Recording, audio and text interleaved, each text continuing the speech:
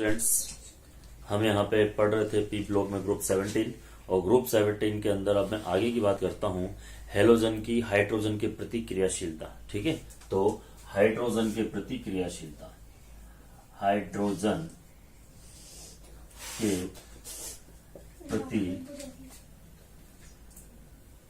क्रियाशीलता, हाइड्रोजन की प्रतिक्रियाशीलता क्या रहती है हम उसके बारे में यहाँ पे बात करते हैं। देखिए, आप सबको पता है कि हाइड्रोजन समूह 16 से अभिक्रिया करके HX टाइप के हाइड्रोजन हैलाइड बनाता है, मतलब इन्हें हम हाइड्रोजन हैलाइड से बोलते हैं। और X का मतलब तो हमें सबको पता है क्योंकि हम यहाँ पढ़ रहे हैं ग्रुप 17, तो ये ग्रुप 17 के एलिमेंट है। ठीक है, तो यहाँ पे ये जो बनाते हैं ये HF, HCl, HBr और ये HI प्रकार के हाइड्रोजन हैलाइड बनाते हैं जिन्हें हम हेलोजन अम्लों के नाम से भी जानते हैं। ठीक है, अब हम यहाँ पे इन्हीं के बारे में बात करेंगे, इन्हीं के बारे में थोड़ी सी हम यहाँ पे आगे चर्चा करने वाले हैं। ठीक है, अब हम यहाँ पे इनके बारे में बात कर लेते हैं। पहला है बनाने की, इनको बनाया कैसे जाता है। ठीक है बेटा, देखो आप सबको पता है कि फ्लोरीन जो है वो सबसे अधिक क्रियाशील तत्व है। ठीक है, तो यहाँ पर ये फ्लोरीन जो है ये इतना क्रियाशील होता है कि अंधेरे के अंदर ही, अंधेरे में अभिक्रिया करके हेलोजन अम्ल बना लेता है HF। ठीक है, ओके। अब देखिए दूसरा, ये जो क्लोरीन है, क्लोरीन इससे कम विद्युत ऋणी तत्व है, तो ये अभिक्रिया करता है सूर्य के प्रकाश में, सूर्य के प्रकाश में अभिक्रिया करके ये बनाता है HCl टाइप का, ठीक है, हेलोजन अम्ल। और ब्रोमीन अभिक्रिया करता है, इसको ऊष्मा ताप की आवश्यकता होती है, तो ये अभिक्रिया करके HBr बना लेता है। और ये आयोडीन की अभिक्रिया होती है, इसमें उत्प्रेरक की आवश्यकता होती है, उत्प्रेरक और यहाँ पे टेम्परेचर दोनों की आवश्यकता होती है, और यहाँ बनता है ये 2HI। ठीक है, और ये अभिक्रिया रिवर्सिबल होती है। ठीक है, क्योंकि आपको पता है कि इसकी बंध एंथैल्पी का मान क्या है, सबसे कम होता है, इस कारण से। तो ये यहाँ पर है इनके बनाने की विधियां। अब हम यहाँ पे इनकी प्रॉपर्टीज के बारे में बात करेंगे, लक्षणों के बारे में बात करेंगे। ठीक है,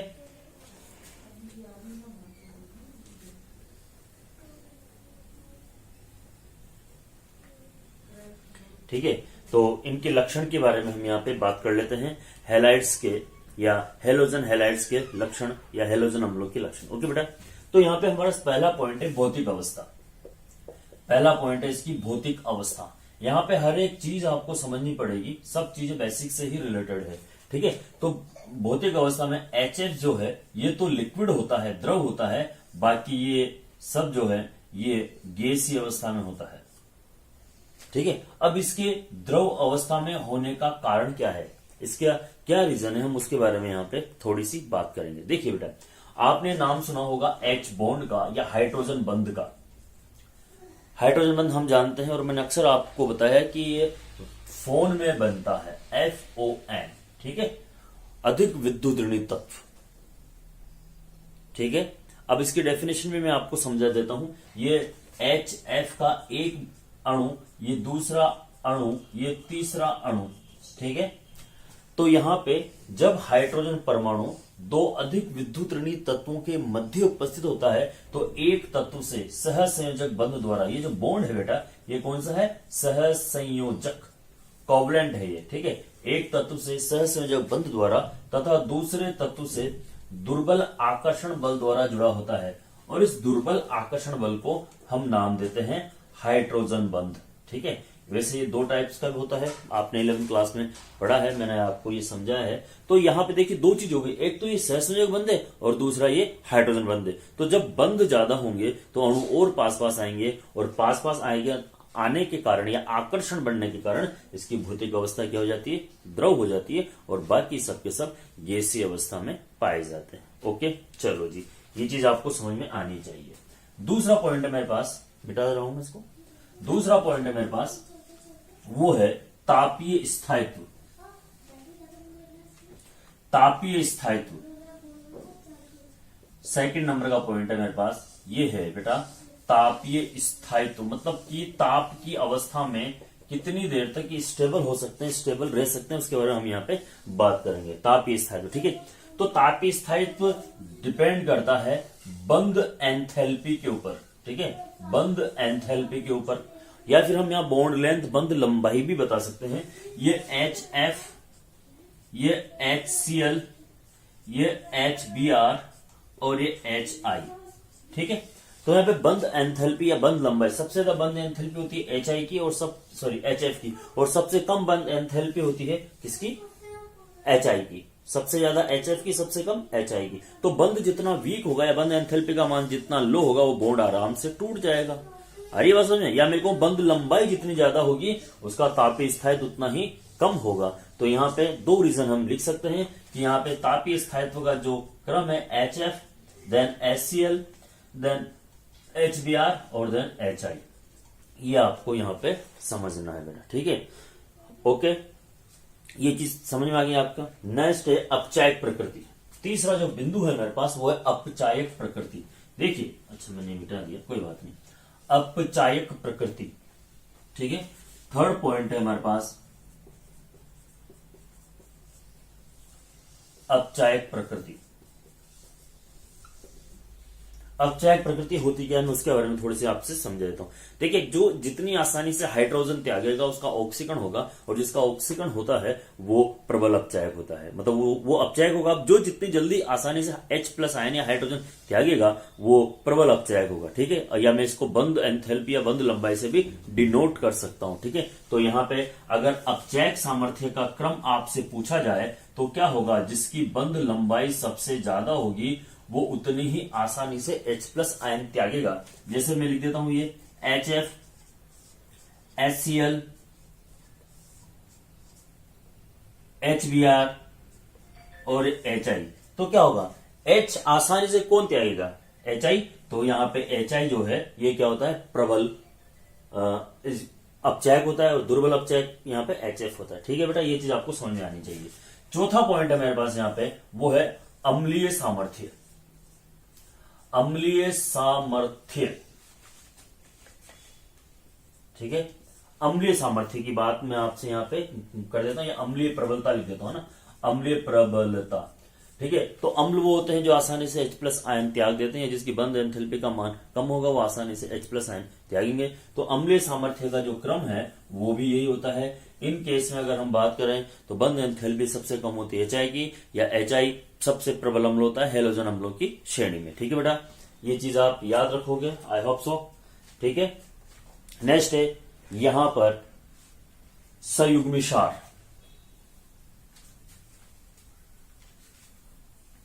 देखो, आपने यहां पे 11th क्लास में एसिड बेस वाला चैप्टर पढ़ा है, ठीक है।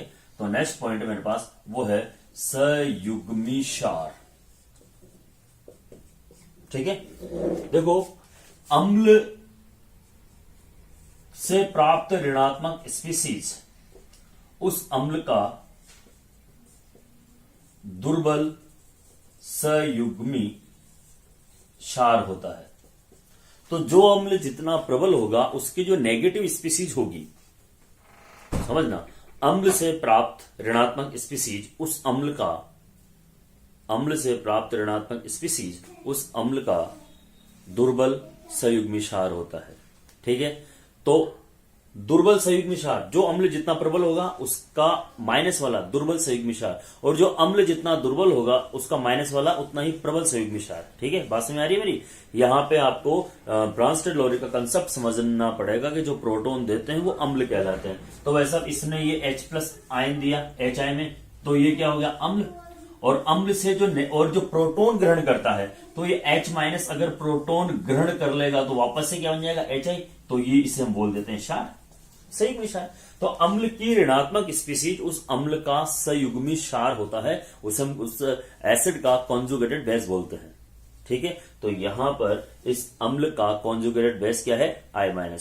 HI प्रबल है तो ये दुर्बल होगा, ठीक है, और दुर्बल का प्रबल होता है। तो ये चीज आपको समझनी पड़ेगी। तो यहां से ये संयुग्मी क्षार ये प्रकृति के होते हैं, और अगर हम यहां पे इसकी प्रबलता का क्रम पूछे तो ये HI, फिर Br-, फिर Cl- और फिर F-, ठीक है। अब यहां पे आप देखो, क्योंकि ये HI प्रबल अम्ल होता है, फिर इससे कम HBr होता है, फिर इससे कम H और सबसे कम HF होता है। तो जो प्रबल है उसका संयुग्म क्षार उतना ही दुर्बल होगा। ये चीज आपको यहाँ पे एक्सप्लेन करनी थी और समझाना था, ठीक है। अब यहाँ पे हम बात कर लेते हैं सहसंयोजक प्रकृति की भी। तो यहाँ पर अच्छा एक चीज और मैं आपको ये समझा देता हूँ कि ये जो हैलोजन अम्ल है, प्रबलता का जो हम यहाँ क्रम पढ़ रहे हैं उसमें ये गैसीय अवस्था में तो होते हैं सहसंयोजक, लेकिन विलयन अवस्था में, आयनिक अवस्था में आ जाते हैं, ठीक है बेटा। ओके, अब हम यहाँ पे नेक्स्ट टॉपिक बात करेंगे, वो है ऑक्सीजन के प्रतिक्रियाशीलता। यहां से क्वेश्चन जरूर पुट होता है आपके, ना ध्यान रखना बेटा। नेक्स्ट है टॉपिक ऑक्सीजन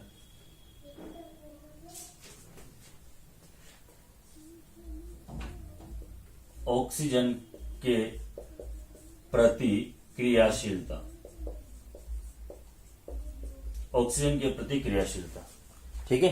तो यहां पर समूह 15 के तत्व, समूह 17 के तत्व ऑक्सीजन से अप्रत्यक्ष रूप से या प्रत्यक्ष रूप से अभिक्रिया करके ये विभिन्न प्रकार के ऑक्साइड बनाते हैं, ठीक है। हेलोजन जो इसमें फ्लोरीन जो है ये केवल एक ऑक्साइड बनाता है OF2, इसको हम बोलते हैं ऑक्सीजन फ्लोराइड। ये फ्लोराइड बनाता है, ऑक्साइड नहीं बनाता, ये ध्यान रखना। क्यों?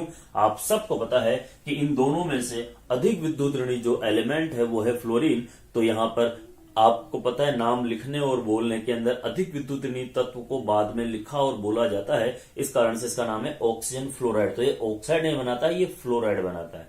फर्स्ट पॉइंट जो आपको यहाँ पे समझ में आना चाहिए, ठीक है। अच्छा, हम इसको विभिन्न माध्यम से, अलग अलग तरीकों से भी हम यहाँ पे इसको गेन कर सकते हैं, ठीक है। हम इसको गेन कर सकते हैं फ्लोरीन की अभिक्रिया अगर हम यहाँ पे NaOH से करते हैं, ठीक है। NaOH से करते हैं तनु विलयन से, तो हमें यहाँ पे प्राप्त होता है ये यौगिक, मुझे यहाँ मिलेगा 2NaF plus OF2 plus H2।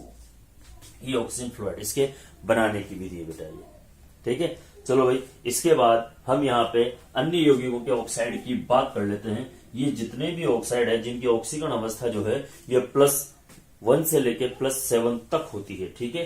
तो यहाँ पे क्लोरीन के ऑक्साइडों की मैं ज्यादातर बात कर लेता हूँ और उसी से रिलेटेड सबके ऑक्साइड होंगे, ठीक है। क्लोरीन ऑक्सीजन से अभिक्रिया करके Cl2O बनाता है, क्लोरीन ऑक्सीजन से अभिक्रिया करके Cl2O3 बनाता है, Cl2O5 भी बनाता है और Cl2O7 भी बनाता है। हम इनमें सब में ऑक्सीकरण अवस्था निकाल सकते हैं। इसका ऑक्सीडेशन स्टेट निकालोगे आप तो आप सबको पता है, जिसका निकालना है उसको x मान लीजिए, है ना।